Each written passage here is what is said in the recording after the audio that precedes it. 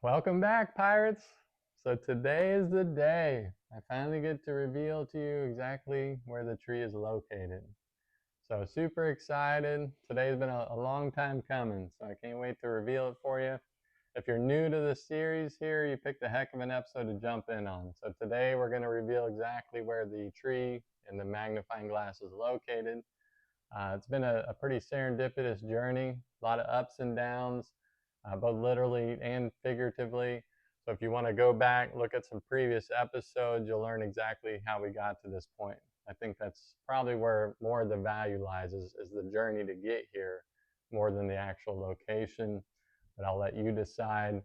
As always, jump in the comments. Let me know. Agree, disagree. Don't be bashful. Just jump in there. Let me know at the end what you think. But without further ado, I think we'll pick up right where we left off last week. I gave the final clue, which was the island in Lake Watauga. That's basically how I stumbled upon the tree. So we'll pick up there where we left off, and I'll show you what we did next. All right, thanks for joining, guys. Welcome back to Earth View. So this week we'll pick up right here where we left off. As you know, the final clue was this island here in Lake Watauga. That's where we left off last week, and that's where we'll pick up today. So, little surprise last week. Nobody dropped any 100% in the comments or any spoilers. Thought for sure somebody might spoil it before we actually get here, but I think y'all are just holding out on me, just being a little shy. So I go back home, kind of catch everybody up. We came off our last boots on the ground trip where we eliminated pretty much the remainder of Iron Mountain here. I'm looking at the entire lake as a whole, just looking for any clues, anything might stand out, and that's when I found the island here, just jumped out at me. Definitely my reticular activator is going, so it's totally subconscious, but I was like, man, I've seen that shape before on the map. I don't know if I was actually looking at this view on Google Earth or if I was looking at more of an analog view, like here on the Appalachian Trail, or potentially even here. You can see analog view. I go back to the map, the physical map, because I know I've seen this shape before, and here it is. So if you look on the physical map, I'm going to post a picture here. I'll circle it. This is where it all started matching up for me here. So from here, let's jump back into satellite view. I just kind of like this perspective a little better. And I'm going to reorientate the Google Earth here to match how it's laid out in the book. Make this as easy as possible for you. I'll probably end up jumping in doing kind of a live view here as well. So your cellophane paper that we've used in the past episodes is going to be also critical in coming up with this solve. But first I'll show you kind of here on the layout for Google Earth how we orientate this. So I'm adding the line here in the book. It represents that basically that seam running through the book. So if you use that seam, kind of runs through this canal here all the way over to the island. You can see it's a really nice match. Now keep in mind, we're not shooting for perfection here. John's not going to make it absolutely perfect just so everything lines up and it's a perfect world. He definitely notes in the text, try not to judge too harshly, so I give it a little leeway here, but I think you'll agree that matches pretty nicely here. So from there, looking above, you'll see the magnifying glass. The tree in the magnifying glass matches up to these islands here, these peninsulas, and then you'll see some of these lake formations match really nicely. So I manually added in the magnifying glass here just to give you kind of a visual on what we're talking about. So something that also important to note here that I forgot to switch over from the beginning, as we've been going through the hunt here, Google Maps has changed its maps. So that did change quite a few things here. Let me pull up the previous map that I was using when I actually found the tree. Okay, so this is the 2024 map, as Google calls it.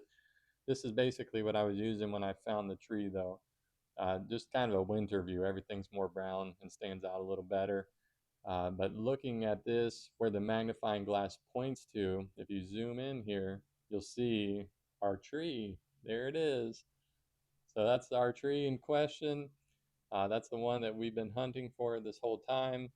And if you go back and look through your cellophane paper, you'll see it lines up pretty nicely here.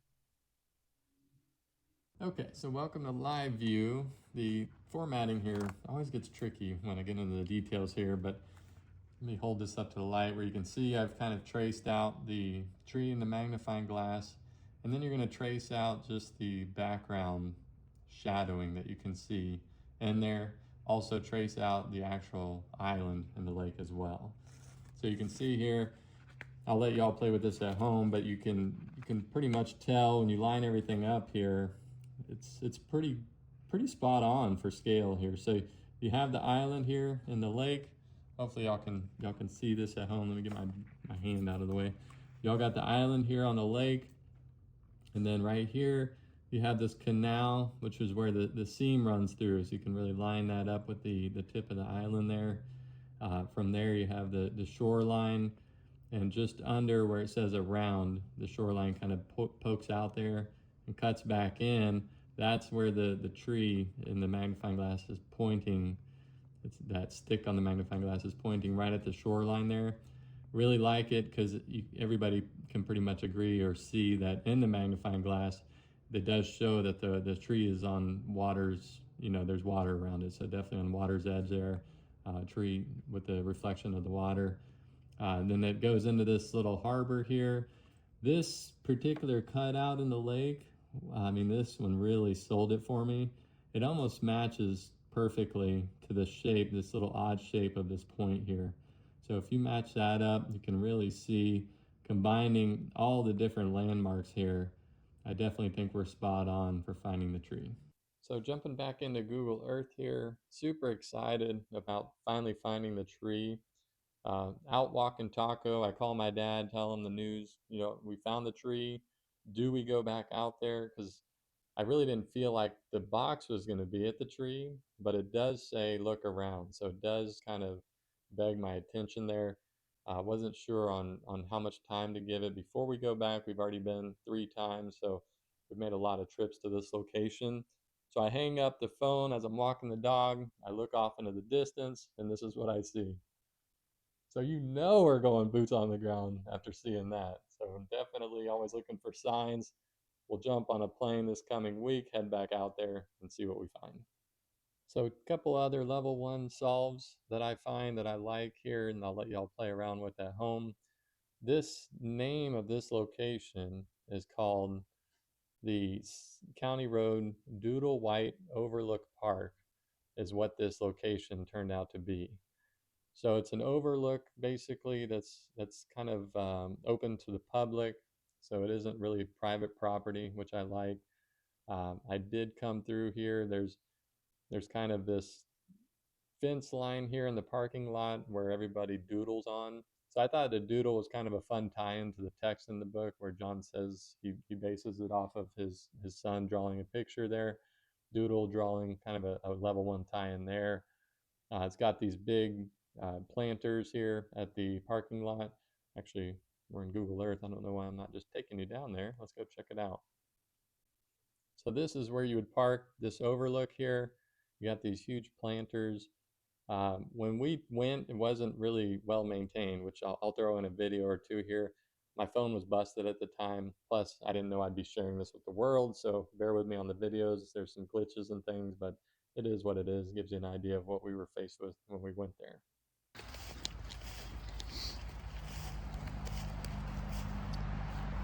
Valley doesn't look very accessible.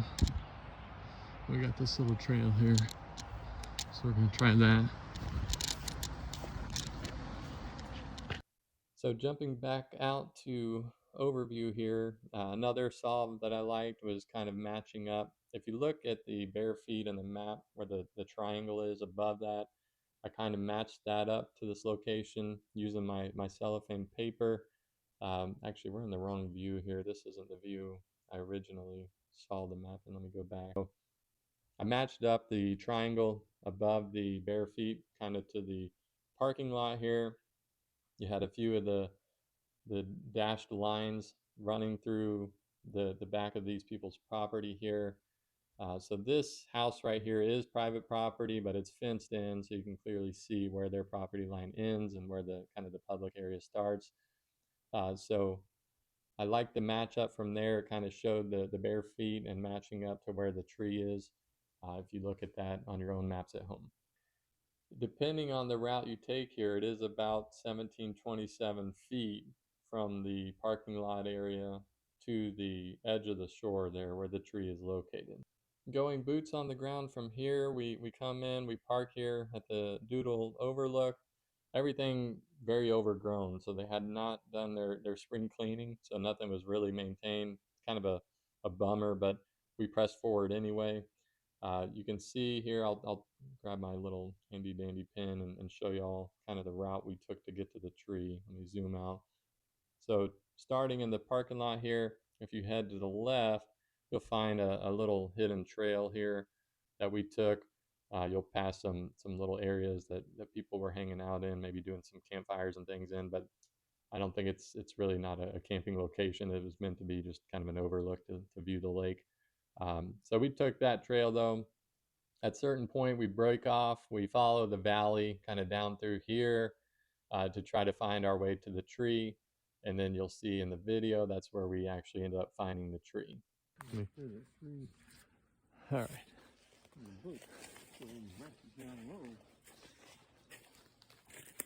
I think this is our tree. No, I knew it was going to be a big tree. Hold on. We're almost there. Here's what we believe is a tree and the magnifying glass. There she is. All her glory. Still no leaves. Let's go see if there's something behind it. So a couple things to note. We really didn't expect to find anything much here. So totally different vibe this time on this boots on the ground trip. Obviously super open-minded. He mentioned there was this treasure box is the only one that's kind of a puzzle and a combination box.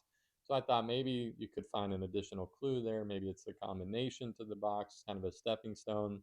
Maybe it could be something fun like that. So we had to go out there and find this tree and just search this whole area. But day one, we essentially searched all around the tree.